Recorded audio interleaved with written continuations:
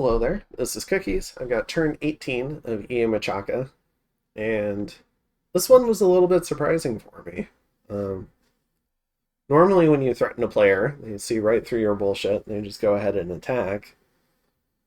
But it looks like Hinnom didn't want to take the fight with my full army. Want to go ahead and wait for their Niflheim allies, and so they're holding back a bit. Fimoria goes ahead and does go on Bergamum, so let's check that out. But otherwise, no other attacks. And this looks like a merc company, probably of archers. And then the barbarians. And a few elves mixed in with the giants, really due to leadership issues. They're just killing some PD. And we get a bunch of gems. And we get a lab and some gems and a stinger. So, alright. And the weather's improved enough that I can map move one from here to here with certain units. So my little Spider Clan Witch Doctor, I'm going to kit him out as like a little army thug. He's going to try. He's going to do Personal Barkskin, Personal Luck, Personal Barkskin, Blurred Body, Shroud of Splendor, just get a little bit of awe, and Fire Shield. And then he's got a Stinger, so he can punch through up to 34 protection, get some damage in. Maybe a little bit more because it's a piercing attack.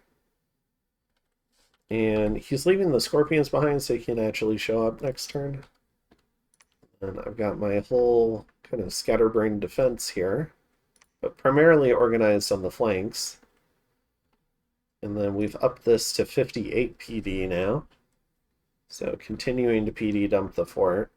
And we're now one turn away from finishing the fort. So aside from this guy, everyone else is on patrol so that they'll fight with the PD.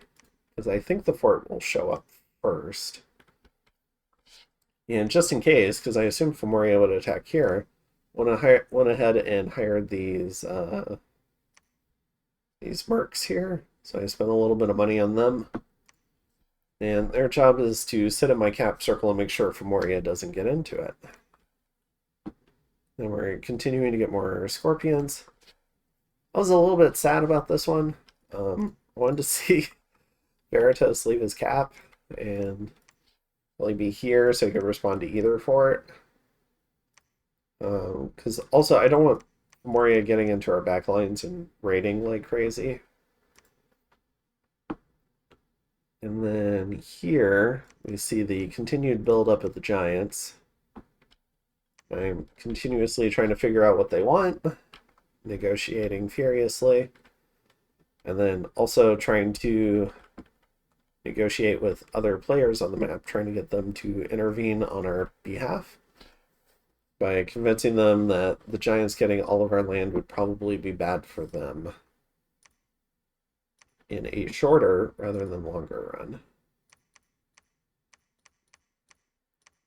So we can see Fimoria continuing to pull ahead on income, on provinces, pulling up higher on gem income.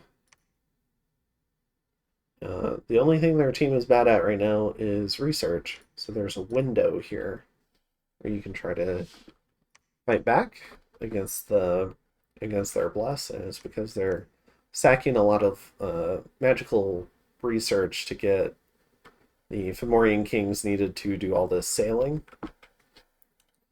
And that's, for Fimoria primarily, that's because you have this ocean here, and then the river, and then a lake here. So unless they want to walk all the way around the lake, they have to sail. Or they have to get amphibious commanders and walk them across. So it's a huge barrier for us, because False God doesn't really like making the little infantry troops for Berytos. So, which is something I would at least try, at least for counter raiding, is you could do like a little mage pilot. Yeah, because he's cheaper than a captain. So you could do a little mage pilot. And you could get a number of these javelin guys. I don't know, probably like 30 or 40. And you could sail over here and just do some casual raiding. So that's the thing you can do as Berytos. But I'm not sure how much money he's got. And he does have a fort locked down. And it looks like he's building another fort over here. And over here. So he's poured most of his money into infrastructure. And he's probably trying to hit some research goals, and then he's going to walk out and fight. But probably just a small difference in styles between us. It's kind of fun seeing his style, and then he's got a lot more experience in Berytos as well. Let's see. In terms of recruitment, getting some Lion Warriors, getting a Buddha. This will be my first Buddha. And otherwise, I think that's it. Yeah, because I'm thinking I'll twice born this Buddha in the using the cedar pillars. But I'll need some research to get that done.